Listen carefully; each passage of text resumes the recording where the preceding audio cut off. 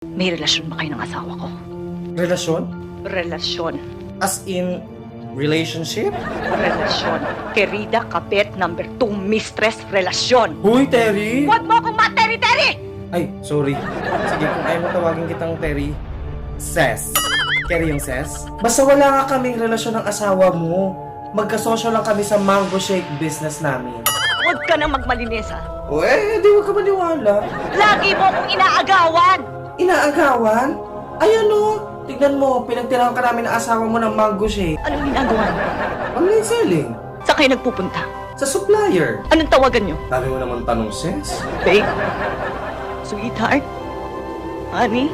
Letter B, sweetheart. Gusto mo paniwalaan kita?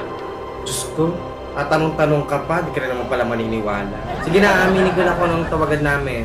Badiday at Toto. Happy?